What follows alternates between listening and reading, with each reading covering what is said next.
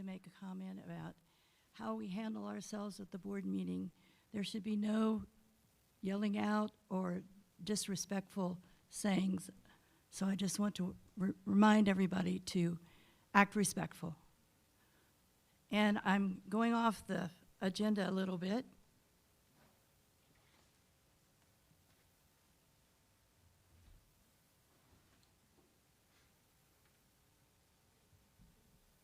I would like Diane Horvath to come forward, please.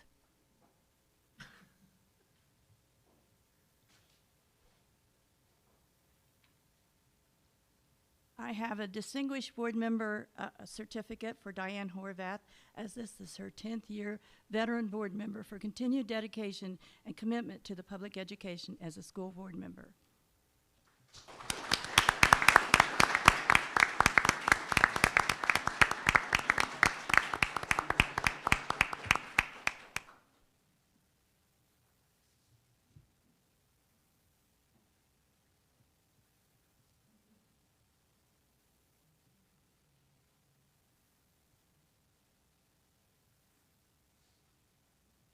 I would like to call to order the regular meeting of the Little Miami School Board on Tuesday, October 28th, 2025.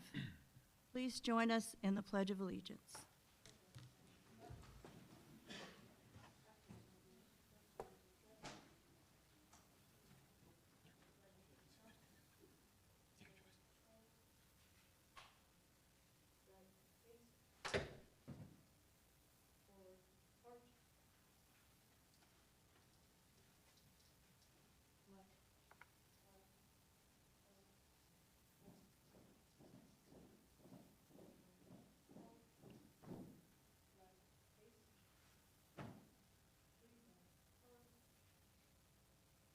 I pledge allegiance to the flag of the United States of America and to the republic for which it stands, one nation, under God, indivisible, with liberty and justice for all.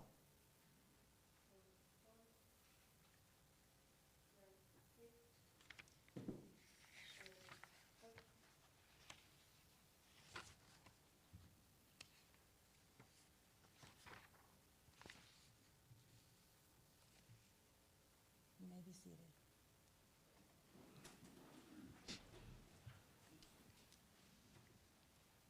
Each month, the Little Miami Board of Education takes time to celebrate the outstanding individuals who make our district such a special place. These students, staff, and community members exemplify leadership, character, and Panther pride in all they do. Tonight, we're proud to recognize this month's honorees who truly show what it means to be a Panther. First, we'd like to start with Panther Character Award. Dave Wallace does that. Good evening. I'd like to recognize 5 deserving students at this month's Panther Character Award winners. This honor is presented to 1 student from each of our schools. The students are recognized by their teachers and peers for their hard work and good character. This month's character trait is knowledge, learning something new so you can be better at whatever you do. So I'd like to call up a few of the students here, and as I call them up, I want to read a few of the items. So first off, recognize Nolan Decker.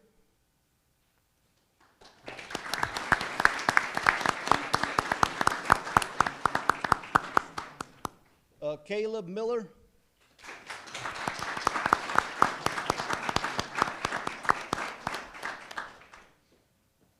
Alex Brodovan.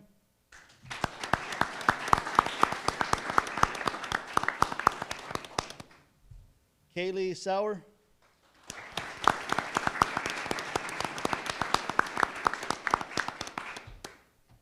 And Zoe Ziesmeyer. Did I pronounce that right?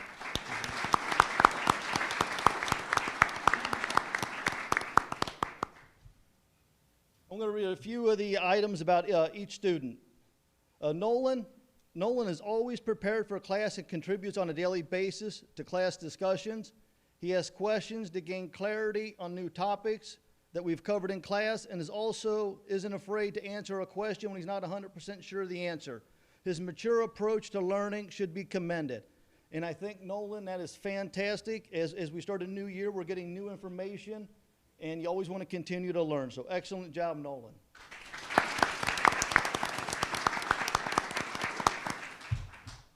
Caleb Miller.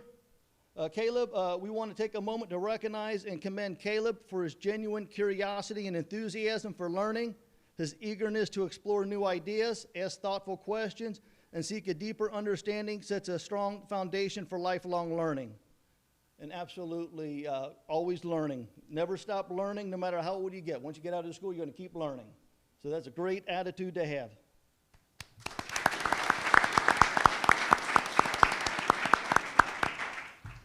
Alex is a student who loves to learn something new to better understand what he is currently learning and for future learning. His knowledge on the skills and concepts being taught is shown through participation and questioning on a daily basis. He takes pride in his learning and is reflected through his grades and efforts in the classroom. So excellent job, and congratulations on the good grade. All right, Kaylee. Kaylee is a wonderful example of this month's character trait of knowledge. She consistently works hard to do her best and strives to learn something new each day. Even when a concept feels challenging, she never gives up and puts in extra effort, often taking work home to practice and asking her parents for help to improve. Her determination, curiosity, and love for learning make her a true teacher's dream. And I will say, Kaylee, that is outstanding when you never give up. If you don't get it the first time, you just keep trying, you take it home, you ask for help, you are going to be successful. Congratulations.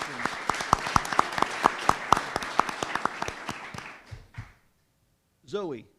Zoe is a very knowledgeable student. Zoe always tries her best at any task that is provided to her, and when she doesn't understand, she actively asks questions and seeks out information to further her knowledge. Zoe loves to learn and is apparent in everything she does. Zoe is a hard worker and radiates her love for learning to her peers. Great job, Zoe.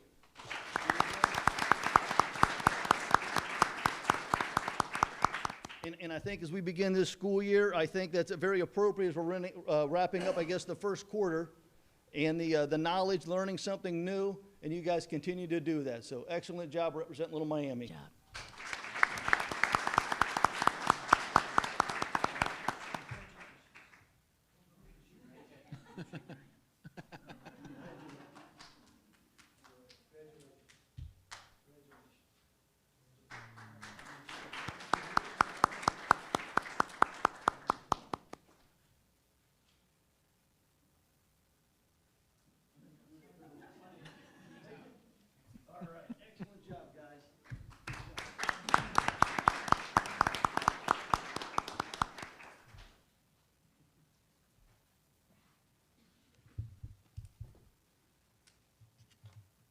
And we have more. Tonight, we're proud to celebrate a group of Little Miami students who represent our district with excellence through their participation in 4-H at the Warren County Fair. In total, we had 101 students participate. Tonight, we're proud to welcome the champions. These students demonstrated hard work, responsibility, and dedication in their projects, skills that reflect true Panther pride. They put in countless hours of preparation, demonstrated leadership, creativity, and commitment, earning champion honors in their respective categories. Is Mr. Brady here? Is Mr. Steve Brady here? Would you like to come up, please? I'd like to recognize the 4-H educator, Steve Brady, who is here from The Ohio State University, Warren County Extension Office. Thank you for being here, and you're going to help us pass out awards, all right? All right. You want to stand over here? All right, when I call your name, please come up front and stand in front of the board like the other award winners did. Aubrey Roush.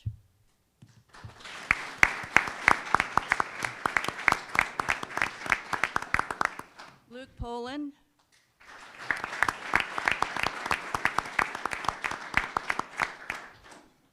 Bronwyn Barnes.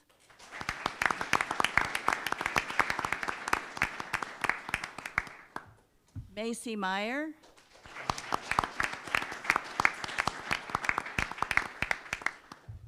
Aubrey Porzinski.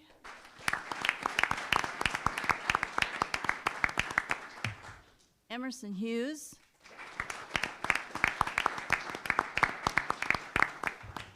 Tyler Watkins.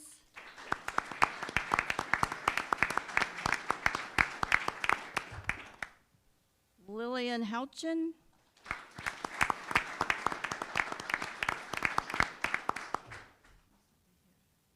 Eva Ferguson.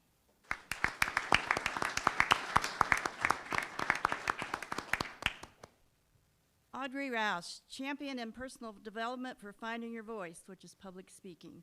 She also received a championship ribbon in the personal development category, received first and second ribbons for projects Your Thoughts Matter and Finding Your Voice. Both projects are entered in the highest state fair.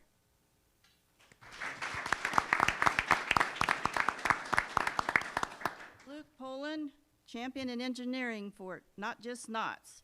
First place in kitchen science, third place in Let's Start Cooking, fifth place in solid fuel rockets, fifth place in market turkey showmanship, second place in dairy cow showmanship, second place dairy cow, third place alpaca public relations. He went on to compete at Ohio State Fair STEM Day. There he earned an Outstanding of the Day award.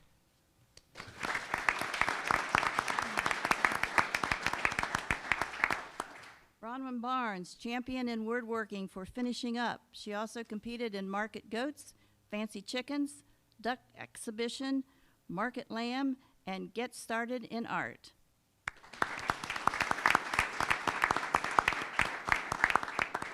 Macy Meyer, reserve champion in natural resources of intermediate fishing. She also competed in fancy chickens, rabbit pet, and rabbit breeding.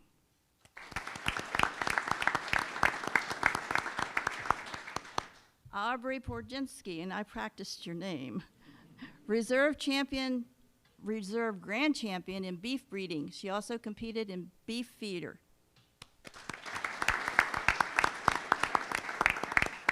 Emerson Hughes, junior reserve champion in equine contesting.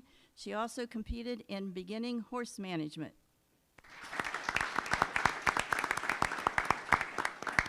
Tyler Watkins, reserve grand champion market turkey, fourth place market steer, fifth place county-born market steer, third place breeding heifer, and fifth place beef showman.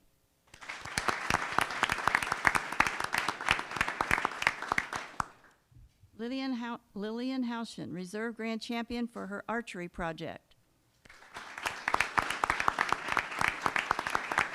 And she also received several ribbons for her fancy chicken and pygmy goats. Eva Ferguson, and you're going to have to listen carefully because there's a long list on this. Beef keeping, grand champion, pheasant cock, grand champion reserve, pheasant hen, grand champion. She also competed in alpaca interview. I don't know how you interview an alpaca, but that caught my mind. Alpaca obstacle, alpaca poster, second place. Alpaca public relations, third. Alpaca showmanship, first. Archery, second. Collecting, first. Market chicken, third. MySpace makeover, first. Muzzleloader, first. Poultry interview, first. Poultry poster, fourth. Rabbit interview, fourth. Rabbit poster, fifth. Alpaca costume, fourth. I'm not finished. I am not finished. At Ohio State Fair, Outstanding of the Day for Beekeeping, Makeover My Space, Clock Trophies, and Outstanding of the Day for Muzzleloader and My Favorite Things. This amazes me, how many things that these children have done, not children, students, and I am just so impressed with what you guys have done. And not just one thing, it's like a list of a lot of things. So congratulations to these outstanding Panthers for their hard work.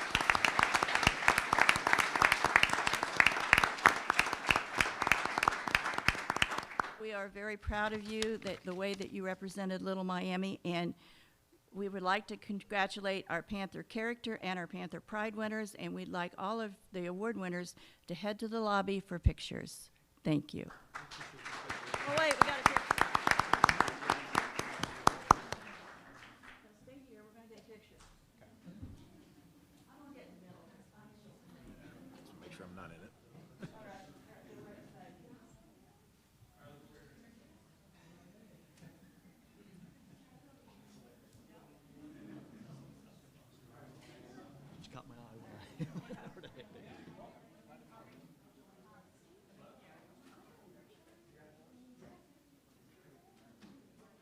hours are spent outside of school on that, you know? They don't have a 4-H club, do they, here? Beekeeping.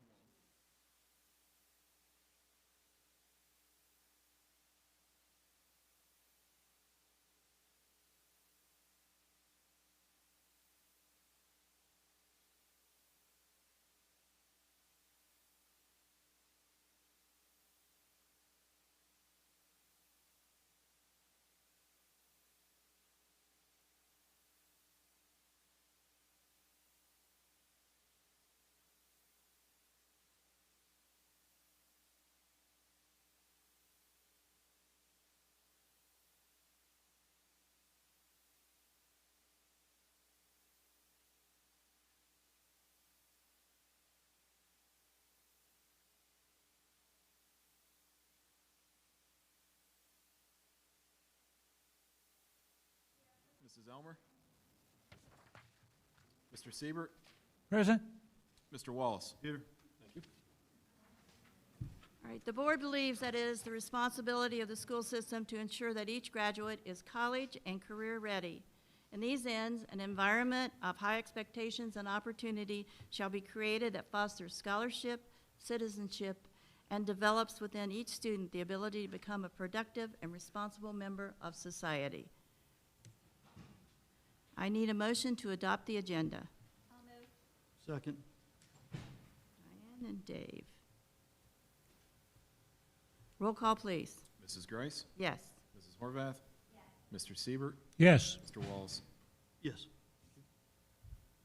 I need a motion to accept the reading of the minutes. So moved. Mr. Siebert? I'll second. Ms. Horvath? If I could have discussion about the minutes, and I assume this is where we'll include the CRC, the videotape of the meeting, Mrs. Grace? Of what meeting? The last meeting that were approved, the October 28th. Yeah, the videos are always included. Okay. Absolutely. I guess the question is, who authorized the editing of our meeting on the 28th? And that was somewhat concerning, because there was edits made. There was? To the meeting, yes. Yes, particularly it was the outburst that occurred, and that was removed. And I know we had a problem about 2 years ago with meetings being glitches or edits or whatever you want to say, but I think this is a dangerous path to go down with the deliberate editing. So nobody up here knew anything about the No. editing? So we discussed trying to bleep that out so that as people were watching it, they didn't have to hear vulgar language. Who was we? I don't know who all was in that conversation. I was in it. I don't remember who all was in it, but we did think, not editing, but bleeping where that vulgar language was, so that when people were watching our video on our website, that we're not displaying that vulgar language. I would say moving forward, Mrs. Morgan, I think that'd be up to the board to make any changes. I think It's not that a problem. violates Ohio law when we edit a meeting. And you call it a bleep, but I call it an edit because you didn't see the outburst and you just saw reaction. So I think it would make sense to do that, because we're worried about the vulgar language, but yet we don't care about the vulgar language in some of the materials inside this building. So moving forward, thank you. All right. Any other comments? Roll call, please. Mrs. Horvath? Yes. Mr. Siebert? Yes. Mr. Wallace? Yes. Mrs. Grice? Yes. Communications and visitors to the board, superintendent comments. Yes, I would like to just talk about our town hall on October 9th. We had great discussion again during the town hall.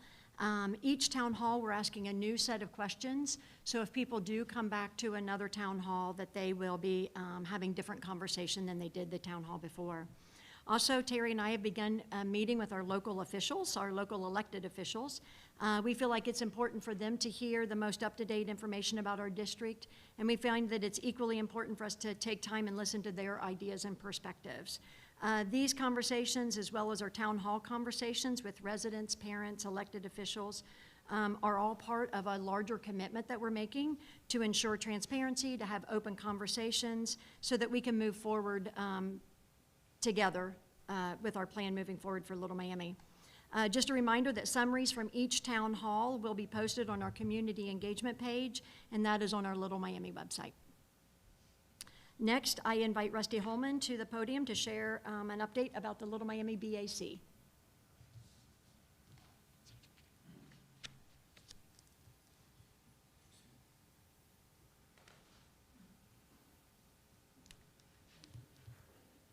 We moved it.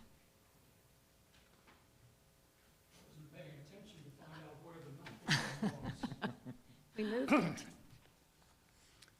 At the last meeting of the Business Advisory Council, we resurrected the old advisory mission statement and membership and so forth and so on. And with a couple of very, very minor changes in wording, and I'll highlight a couple of them. This is pretty much what you saw the last time we presented. Okay, one of the changes was that we would like to have 2 members of the board attend each meeting. One sort of a permanent member and the other one on a rotating basis. So I would encourage each of you to volunteer to participate and come to the meetings. They are held every second month on the first Monday of the month at 6 o'clock here in this room. I am the permanent one, right? Correct? You are a permanent member. We acknowledge that you are a permanent member. That's correct. Each of you has been provided with a list of what the membership is, including the members. There are 2 other members of the Business Advisory Council here present. Mark Sousa can stand up and say hello, and David Whiting can stand up and say hello. Okay? We also routinely invite Chad to come, and we invite Terry and Regina and Brad Underwood as permanent members, along with Vicki, who represents the Bus Drivers Union, and Wayne Like representing the teachers. Okay? So if you have any, and of course, Mrs. Morgan. We couldn't have the meeting without Regina and Terry. Okay, so thank you very much. If you have any questions, I'm here to try and answer them. Thank you, Rusty. Each one of us do have the copy of their revised business advisory statement. And we'll be voting on this later in the agenda. Okay, thank you. All right, do we have any public comment on agenda items? None. All right, thank you. Treasurer's reports and financial reports. Yes, ask for the board's approval under item D number 1 of the contracts as listed, and this was amended. The Cintas agreement I actually removed because I wasn't comfortable with the terms on it. All right, so do I have a motion? So moved. Mr. Siebert, Second. Mr. Wallace, discussion? Yeah, the 3 contracts we have on there is one is for Accuracy Now language services. They do vary depending on what kind of service you get from them, and this is for interpreters. The next one is Strategic Solutions, and this is actually financial and HR. This is just a piece that we're doing now. Software where we're looking to gain efficiencies, where we're going to essentially get rid of paper for purchase orders, requisitions, and all that, and it streamline that process and also streamline our HR onboarding process. And it also does some workflow management approval type things too. And then the last one is the Shared Resource Center, and that is also varies depending what type of service you have, and this is for temporary accounting services. If anybody didn't know, I'm down 2 staff members. I'm running it at I guess half full at the moment with my staff, so we're looking at hiring a payroll specialist and also accounts payable specialist at some point. But at this point, we're just having a little bit of temporary. Shared Resource Center is a temporary place that actually has people that are experienced in schools, in cities, and so on. They have a background with governmental accounting. Any questions or comments? Yeah, I don't put you on the spot. If you don't know, that's fine. Accuracy, how much do we spend on the Accuracy Now? Well, this is one, actually, we haven't used them yet. This is where, if needed, we're gonna use them. That's why it's not a dollar amount. It does vary what type of interpretation service you use. We have interpreters and stuff in the past we use. You're right, I don't have the dollar amount in front of me, unfortunately, but we haven't used them yet. I'm sure we will sometime here in the near future, probably. Do we know how much money we've earmarked for this? No, actually, it comes out of our general fund budget, unfortunately. It's a area, I mean, I can give you, I have an earmark number, I just don't have it in front of me. That's fine. But I can send it to you, I can send it to the entire board if you like. That's not a problem. Yeah, I was curious on that amount. Yeah, it's been growing each year, just because of population and so on. Any other comments or questions? All right, roll call, please. Mr. Siebert, Yes. Mr. Wallace, Yes. Mrs. Grice, Yes. Mrs. Horvath. Thank you. Next, I ask for the board's approval of the donations as listed. So moved. Mr. Wallace? Second? All right. Ms. Horvath? Discussion? Yes, actually, we got several donations on here, which is fantastic. We have a $7,500 donation from the Little Miami Athletic Booster Club to offset some team uniform expenses for the school year. We had actually a donation of an entire pallet of snacks from the Good Crisp Company. This is to be used for students that are in need of a snack during the school day, and the nurses and teachers will use them for students in need. We also have a very nice $300 donation from Earl Butt Memorial Fund, Warren County FOP Lodge 103, for back-to-school supplies, clothing, payment of fees or field trips. And then we have another $200 donation from the FOP Lodge 103 for back-to-school supplies, clothing, once again, and payment of fees or field trips. So that is, as a bunch, that's fantastic. We appreciate that. And I'm sure we always send something to them, thanking them, right? Yes. Okay. Any questions or comments? I think that's great. No, that's fantastic. Absolutely. All right, roll call, please. Mr. Wallace? Yes. Mrs. Grice? Yes. Mrs. Horvath? Mr. Siebert? Yes. Thank you. That's all I have. Thank you. Thank you, Mr. Gonda. Well done. All right, superintendent's reports and recommendations. Yes, I ask for the board's approval of the fiscal coordinator job description and pay scale as presented. Motion, please. Horvath? Second. Was that you, Mr. Wallace? Yes. Discussion? Yes, this position will replace the assistant treasurer role, and it's at a cost savings to Little Miami. Any questions or comments? Roll call, please. Mrs. Grice? Yes. Mrs. Horvath? Mr. Siebert? Yes. Mr. Wallace? Yes. Thank you. Next, I ask for the board's approval of all items under personnel. Motion, please. So moved? Second. Siebert, Mr. Wallace. Discussion? Yes, you will note that Carolyn McNess is retiring in January. Carolyn began with the district on January 30th of 1995. She has been just a valued team member. She's such a kind person, and she'll certainly be missed. She will be. She will be. Questions or comments? Yes. These volunteers, I guess, I've really, to be honest, haven't really paid much attention exactly what they're volunteers for until we had that issue that happened earlier this month. So who are these volunteers? What is their role at the school? They vary. So they could be attending a field trip. They could be helping students. They could be working in various capacities in our buildings or on field trips.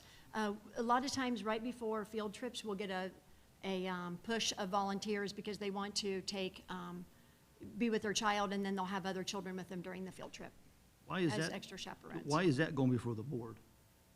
For volunteers for a field trip? Because they'll be one-on-one with children. They have background checks, correct? They all have background checks. So everybody that is board approved as a volunteer, they all have a background check prior to coming to the board. I think we probably just need to rethink about whether the board needs to approve a parent to go to a pumpkin patch.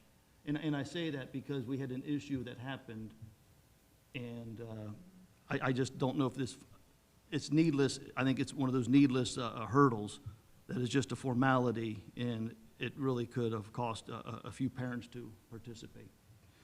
So, I think it's a good formality because to have them already background checked and come to the board, I think it's a good process. oh, no one's questioning whether they got background checked. I'm I saying- didn't say that. I'm saying the parent who got background checked, that the background check was delayed, you wanted to have a special meeting so the board could approve it, right? And then we could not find a policy that the school had that required the board to approve it, and then that I was think you're canceled. belaboring this a little bit. Well, no, it's common sense, and what I'm trying not to do is, you say belaboring it, but we had a poor gentleman who was jumping through hoops so he can go on a field trip with his kid. You say it's a great policy, but yet we didn't follow that policy this month, and the guy went on the field trip, which was the right choice. But I'm saying, Mrs. Grace, if we're going to do it, we need to do it for everybody. We can't pick and choose. And the way it's looking right now is we're picking and choosing. Thank you. Any other comments? Is that all you have? You need roll call. Oh, I'm sorry, roll call. Mrs. Horvath? Mr. Siebert? Yes. Mr. Wallace? Yes. Mrs. Grice? Yes. Thank you. Next, I ask for the board's approval of the updated Little Miami Business Advisory Council charter and membership. So moved? Mr. Wallace? Mrs. Horvath? You heard an update on this from Mr. Holman just earlier tonight. Questions or comments? Roll call, please. Mr. Siebert? Yes. Mr. Wallace? Yes. Mrs. Grice? Yes. Mrs. Horvath? Thank you. Thank you. I ask for the board's approval of Resolution 25-017. I need a motion, please. Second? Mrs. Horvath, Mr. Wallace, discussion? Yes, this resolution will rescind the prior board resolution on Resolution 25-004 and adopt the new Special Education Model Policies and Procedures, Version 1 for 2025. Questions? Roll call, please. Mr. Wallace? Yes. Mrs. Grice? Yes. Mrs. Horvath? Mr. Siebert? Yes. Thank you. I ask for the board's approval of the Neola policies as attached. And there's a lot of them. Need a motion, please. So moved. Second? All right, Mr. Siebert and Mr. Wallace. Any discussion? Yes, we began reviewing these policies on April 3rd of last year. Each of the attached policies have had a first read. Questions or comments? Other? Roll call, please. Mrs. Grice? Yes. Mrs. Horvath? Mr. Siebert? Yes. Mr. Wallace? Yes. Thank you. I ask for the board's approval of the field trip as attached. Need a motion? Second? Mrs. Horvath? Mr. Wallace? Discussion? Yes, this is a field trip where our women wrestlers will be participating in the Women of Ironman Wrestling Tournament. It's held at Walsh Jesuit High School. We have 2 wrestlers that will be participating in the tournament. It's in Cuyahoga Falls. It's about 220 miles away. The departure date is December 12th. I think that's pretty neat that we have women wrestlers. I agree. All right, any questions or comments? Roll call, please. Mrs. Horvath? Mr. Siebert? Yes. Mr. Wallace? Yes. Mrs. Grice? Yes. Thank you. I ask for the board's approval of the field trip as attached. Motion? So moved. Mr. Siebert. Second. Mrs. Horvath. Discussion? Yes, this is the men's wrestling Perrysburg High School Wrestling Tournament that our wrestlers attend each year. Perrysburg High School is about 175 miles away, about 3 hours. It's up near Lake Erie, and the departure date is January 9th. They will be missing 1 day of school. Questions or comments? Roll call, please. Mr. Siebert? Yes. Mr. Wallace? Yes. Mrs. Grice? Yes. Mrs. Horvath? Thank you. Thank you. My last item is the last field trip on the agenda. I ask for the approval of the field trip as attached. So moved? Mr. Wallace? Second. Mrs. Horvath. Discussion? Yes, this is our annual 8th grade Washington DC trip. The departure date is May 18th. They go the last 4 days of school. Any questions, comments? Roll call? Mr. Wallace? Yes. Mrs. Grice? Yes. Mrs. Horvath? Mr. Siebert? Yes. That is all I have. Thank you so much. Under new business, we have board attorney responses. We have Mr. Dieters here. Would you like to? I can explain that, Mrs. Grice. Thank you. The board attorney response, I requested that this put on there. I spoke with Mr. Dieters about a possible sunshine law violation that occurred based on what you had said. And I asked Mr. Dieters if he'd be willing to put what he said to me in writing, and he said that he prefers not to put it in writing, but if I have the rest of the board would approve, he would then be willing to put it in writing. And I think the amount of money that we're paying Mr. Dieters in the service, certainly I think we deserve to have it in writing. That way it can help deconflict things at the board so it doesn't turn into a he said, she said. We have it in writing. Well, Mr. Dieters, I have a question before you start. Sure. If you had to put everything in writing that we called you, would that cost us more money? Well, certainly it would take longer to put things in writing, obviously. The reason why I'm hesitant to do that with clients, especially when Excuse me, Mr. Dieters, could you speak in the microphone, I guess, for the home gamers? Sure. The reason why I'm typically hesitant to do that when one board member calls me, because one board member is just one of 5, right? So the client is actually the Board of Education. And the communications that legal counsel gives to the board are attorney-client privilege documents. If once that is in writing, then it becomes very easy for someone to breach that privilege as an individual without the board choosing to breach it as a board, right? I don't hold the privilege, the board holds the privilege. So typically, if there needs to be an opinion letter regarding something when there's a request from a board member, I will typically say I'll kind of rely upon what the district's policy is. If the district's policy is that the board president's permitted to make that request, or if it's an individual member, then the board would vote to do it, or the president, an individual member could call a president and say, could you ask the attorney to provide something in writing? So it's just a kind of a check and balances to be sure that happens appropriately. It's not that there's an unwillingness to do it, it's just that there's a proper procedure. You mentioned a policy. What policy does it state that the board president is the only one that can request it in writing? I don't know if you have a policy, Mr. Wallace, that's just my policy. Okay, so it's not your policy. What I'm saying, though, is we just approved all these policies here, but how much do you get paid an hour? How much does Little Miami pay you an hour? I don't know what our rate is for you right now. I really don't. You don't know what the school pays you? I don't know what your current rate you're being billed at right now. I'd have to look it up, and I'm Do you know what it is, Terry? I think it varies depending on what attorney it is. How about Mr. Dieters? Assuming it's around $300, I believe. I'm sorry. That's right. About $300 an hour. Sure, yep. And I'm just asking if we can get it in writing. And I say that because tonight, you're here. And it's not a knock on you, I'm just trying to figure out with these policies, who called, Well, Mr. Wallace, hold on a second, it's Mr. my Dieters. policy, it's not your Okay. policy. Who called you in tonight to come to this meeting? Who invited you? Mrs. I Price did. called me. Did the board approve it, or was it just one person?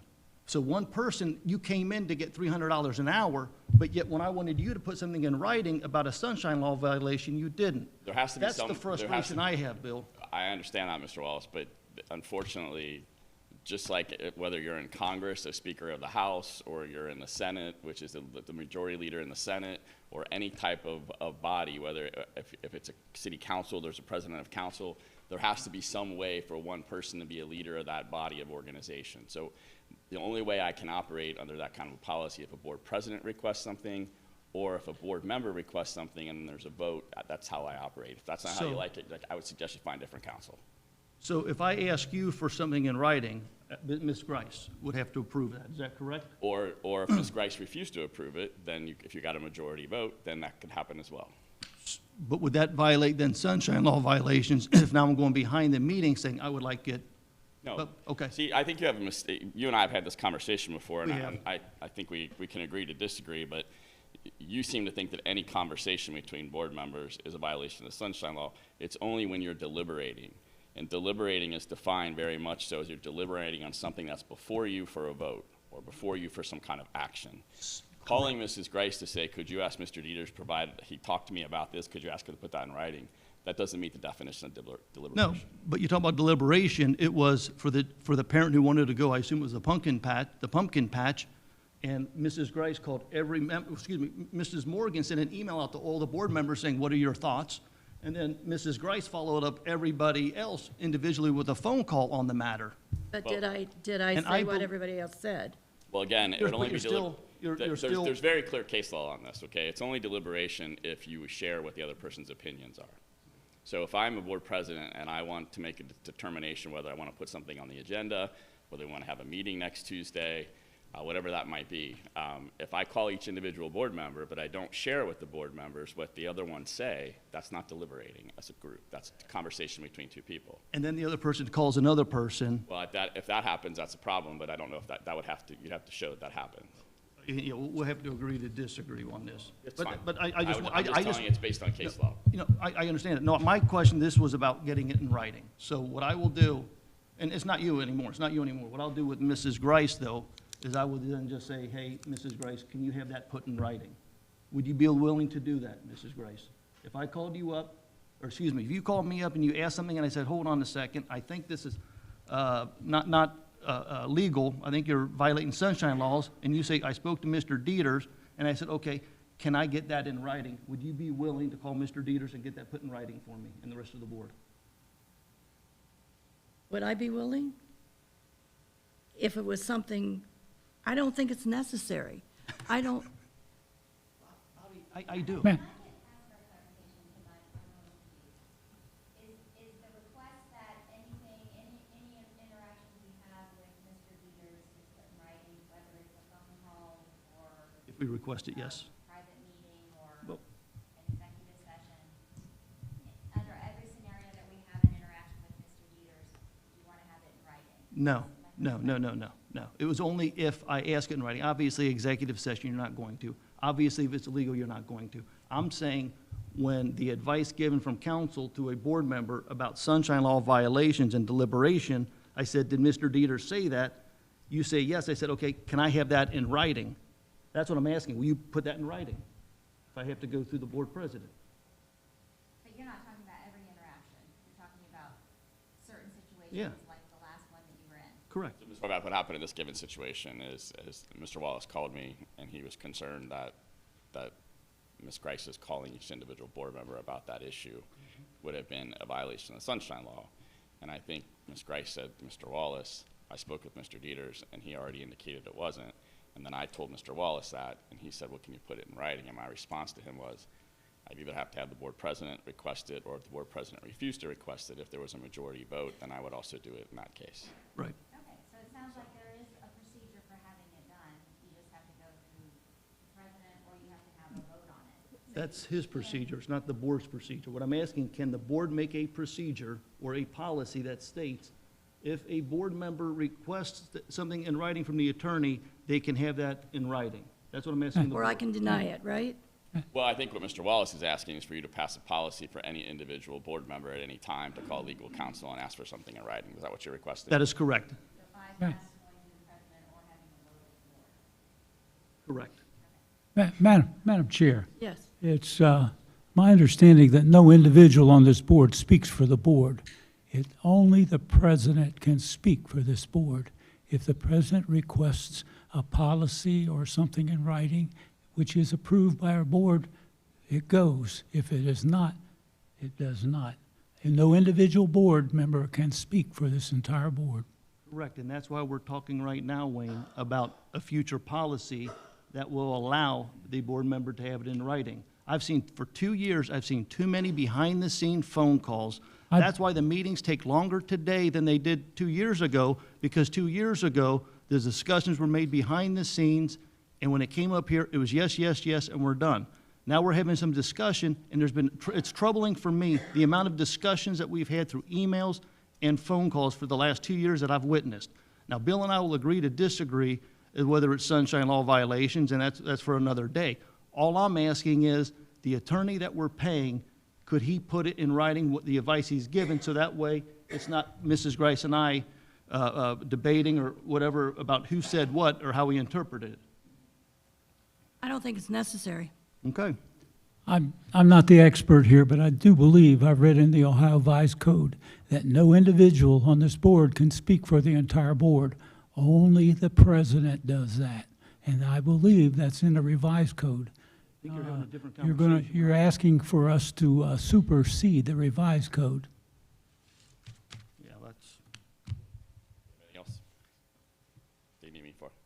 I don't think so. Okay. Thanks, Bill. Thank you. Thank you for coming. All right, the So, next. so that's what he came here for? I'm sorry. Mm-hmm. That was a lot of money for that. Yeah, it was your, No, you invited him, Bobby. I did. I didn't invite him. I thought we could have a board discussion. All right, I need the next one, the levy communication and social media. Yes. I noticed that, and I'm not even going to take a stand one way or the other, but I think we go down a slippery slope when the school begins to advertise for levies. I know law does not allow school property to advertise for levies, whether you're for it or against it. And I guess the question to the board is who authorized the levy communication on social media? This is, I would say the auditor Hold of on, the hold on, state hold on. did. Excuse me, Ms. Morgan. I was talking to Mrs. Grice. I'm sorry. who authorized it? Yes. I didn't authorize it. But if Mrs. Morgan has something to follow up on this, so would you read that, please? Yeah, the auditor of the state provided guidance on levy communication, and the guidance it was updated in July of 2025. I can pass it down if you'd like it. There's a couple of other sheets there as well. That's a whole packet, Wayne, if you want to pass it down.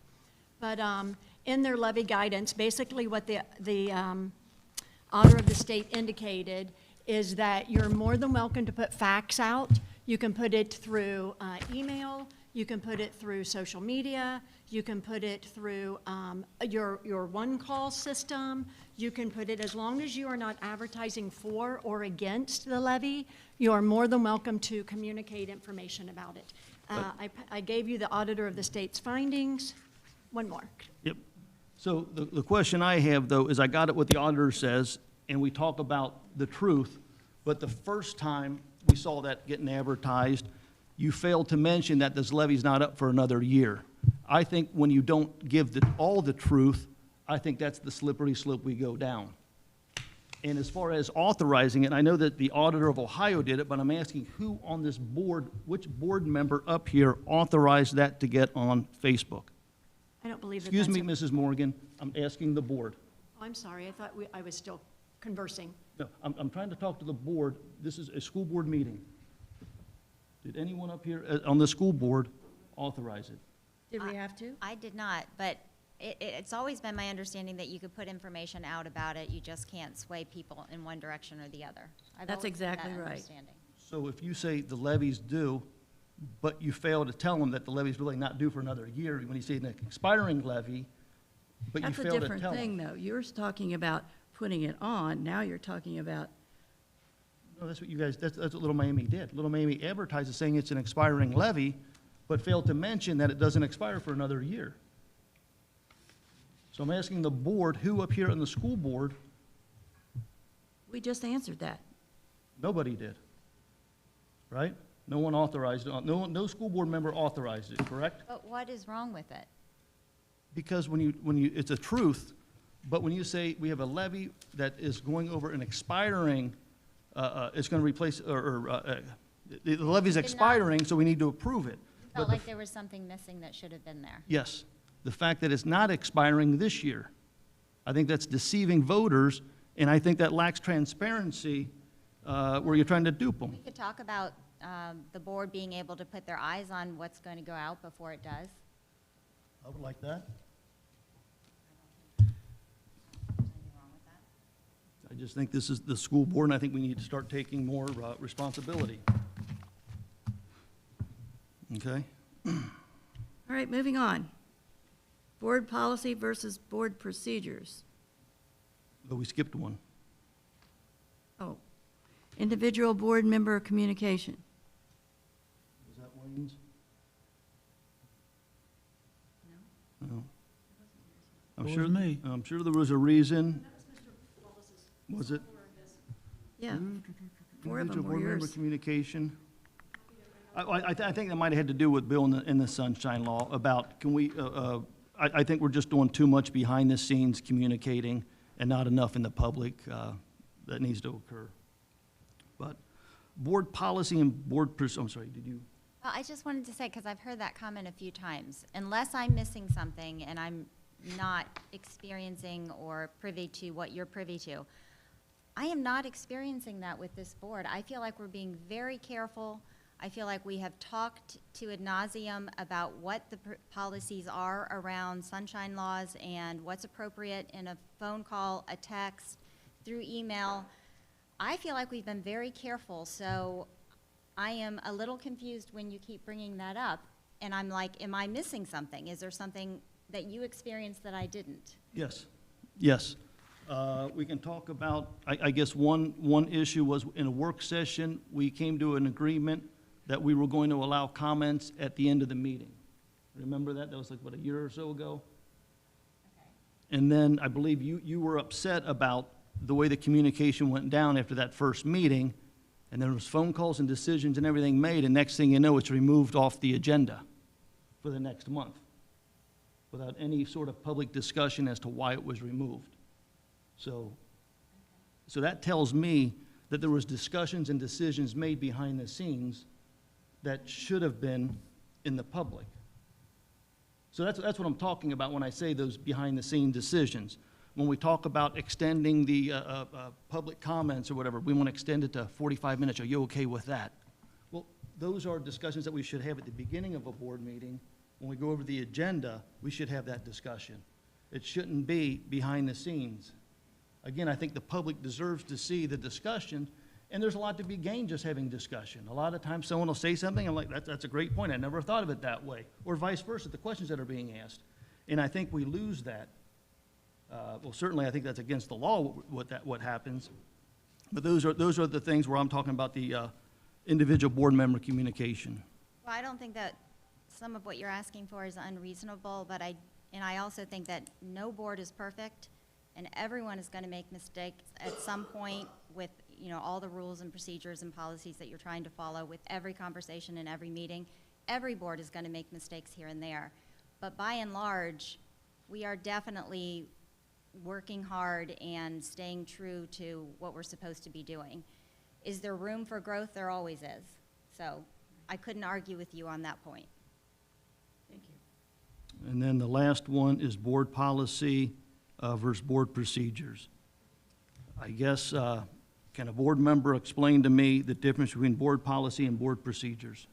Policy is what we're doing. Procedure is how we're going to do it. That would be my understanding. That's what I think. So do we have any of these board procedures in writing? Well, it's more like administrative guidelines, isn't it? District administrative guidelines, yes.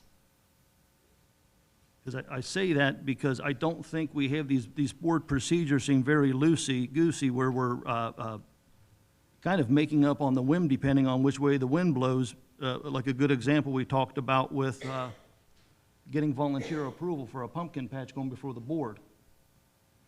And I'm trying to, and unfortunately, we've had people in this district that some of these procedures aren't followed. And, in my opinion, I think that, people almost lost their jobs over not following the procedure when in fact some of these procedures aren't even in writing. And as we got done knocking out the board policy, I think it might be a good idea to start rounding up some of these board procedures and start to capture those in writing to get any confusion out of the way and to make sure everyone understands the expectations. So are you going to be part of that? Yes. Yep, I'll be here in January. All right. Moving on. There is no Warren County Career Center report. I was attending another meeting of the High School Board Association, so I did not, that's the first Warren County Career Center board meeting I've missed in 20 years. So it is, it's the first one I've ever missed. So anyway, moving on. Board reports. Do we have any? No report this evening. All right, moving on. Our next board meeting is November 18th, 2025. 6:30, correct? Yes, 6:30. We have public comment on non-agenda items?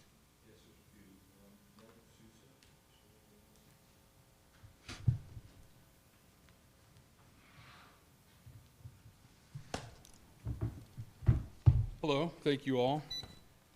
come tonight so much not to address you guys, no offense, but those in the audience and those that may be watching some of the more significant points of the levy renewal that have come up in conversations I've had with folks in recent weeks and on social media. So I'm just going to kind of quick review. A lot of this is data and number and financial driven. The emergency levy passed in 2011, took the district out of fiscal emergency, raises approximately $10.6 million a year. Every year, it's a fixed emergency levy. It never generates more money than it did the first year. Passed at 13.95 mils. Next year will be collected at 5.72 mils. Looked at 5 property with the Warren County Auditor's Office and values of those properties in 2011 versus today. Approximate 25% savings in different jurisdictions at different price points throughout the district. District obviously continues to have pretty steady growth. In 2011, when the issue passed, enrollment was just under 3,800. Today, it's about 5,900. It's grown 57% in enrollment over a 14-year period. I hear this point about it being asked for early a lot. This issue was renewed in 2015 and 2020. It's always historically, since it passed, been sought to be renewed a year early. Historically, that was always in case it failed, you had another opportunity. This time around, the governor had already line item vetoed some items. The House had overrode those vetoes, and the Senate was likely going to. It would not be able to be renewed next year. The state's giving us less and less in their own funding model and funding vouchers more. And if not sought for renewal this year, we'd lose a 12.5% credit for every single family homeowner that lives in their house in this district. It's over $6 million over a 5-year period. I see it as a very valid point if you don't want to tax your local constituents more through another ballot initiative in the near future to renew this now to save that amount of money. District spending, I see this talked about a lot. You know, the district isn't fiscally responsible or doesn't spend your tax dollars well. This information on spending and revenues comes from the district profile report from the Department of Education. Last year, it's available as the 23-24 school year. LM spent at or below 87% of the public school districts in the state, the 600 plus public school districts.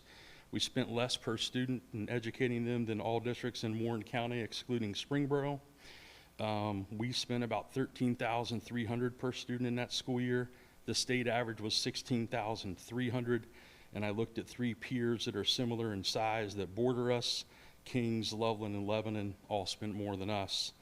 Revenue is even a little more eye-shocking. Revenue for that school year per student for Little Miami is about $12,600, and the state average is about $18,000. Thank you, and I ask for those that can to support the issue.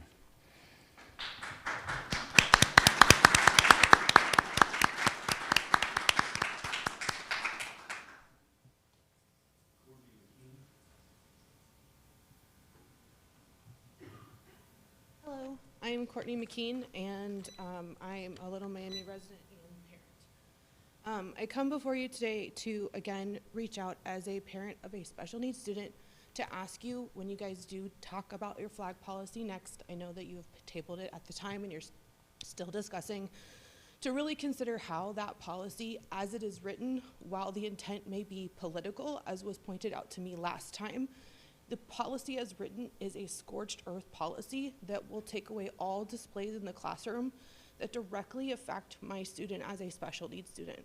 My student does not communicate or connect with students the same way that most neurotypical students do. Displays on the wall, phrases on the wall, things that they may see in the classroom, things that teachers may put out that are special to them, quotes or other things. My student may see that and connect with that and start talking about it. They will not necessarily hear that from someone, but that visual display on the wall is most critical to my student in communicating and being able to be a part of society. And it is very important that if a flag policy is deemed necessary and a display policy is deemed necessary, that it is rewritten to include all students who learn differently and not to take everything off the wall. Your teachers have come to you and said that the policy as written means they have to take everything away, and that's not beneficial to all of our students. I would like to read a quote to you that I really also want us to think about for all of our students, not just our special needs students. When you tear out a man's tongue, you are not proving him a liar. You are proving that you fear what he may say. We as a board, you have shared as a board that your policy is to prepare your students for the world outside of this community. And by teaching them fear of other things or displays on the wall, that does not teach them what they need to be successful in our society. So don't only consider our special needs students, consider all of them, and that we should not be teaching them to fear things that they don't agree with or that their parents or teachers don't agree with, but to allow them an environment to understand and hear everything and see everything, make their own opinions, make their own decisions, and learn and teach things maybe even to us in return by teaching us different ways of thinking than ourselves do. We should not be teaching them what to think or what to fear. We should give them the opportunity to be part of society and maybe even teach us something in return. Thank you. Thank you.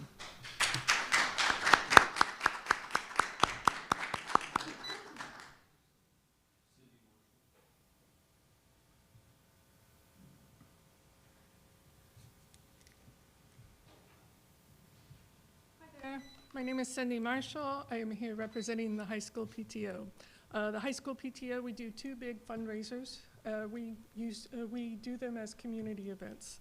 We have done the food truck rally in August, and we are also doing the Little Miami High School Arts and Crafts Show in November.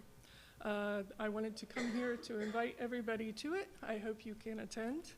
The craft show will be Saturday, November 15th. It will be from 9:30 to 3 o'clock at the high school. All of our community is, of course, welcome. We will have over 100 small businesses to support as crafters, so it is a very nice day to go and do your holiday shopping. We also partner with the Band Boosters, and they have delicious food, so come and enjoy some shopping and stays to enjoy a nice, delicious lunch. I have flyers for any administration here that would like any, or anybody in the audience. If you have a business, be great to display at. Thank you. Also, this is not a slight to others, but I just want to stand here and thank Bobby Grice. You have come to every food truck rally, every craft show that we have ever had, and that support means a lot. So thank you very much as a board member supporting us all the time. Thank you.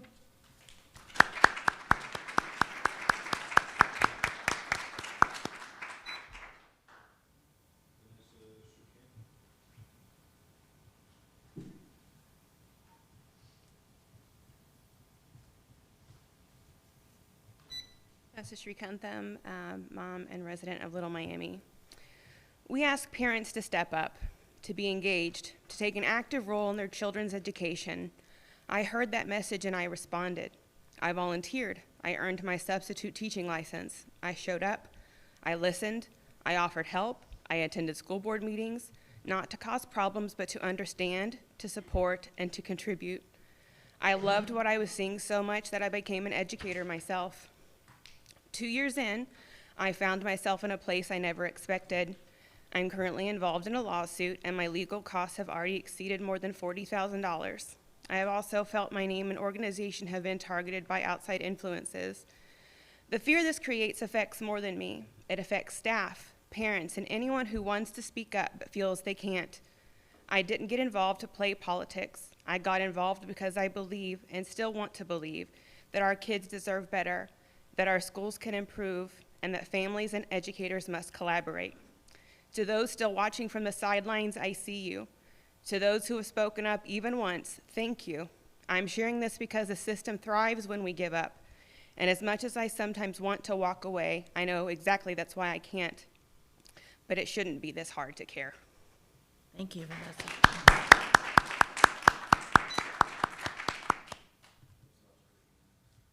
All right. I need a motion to adjourn. I'll move. Second? All right. Mrs. Horvath, Mr. Wallace. Yes. Roll call. Roll call. Mrs. Grice, Yes. Mrs. Horvath, Yes. Mr. Siebert, Yes, Mr. Wallace. Yes. Thank you. Mr. Dieters, thank you. Thank you, Bill.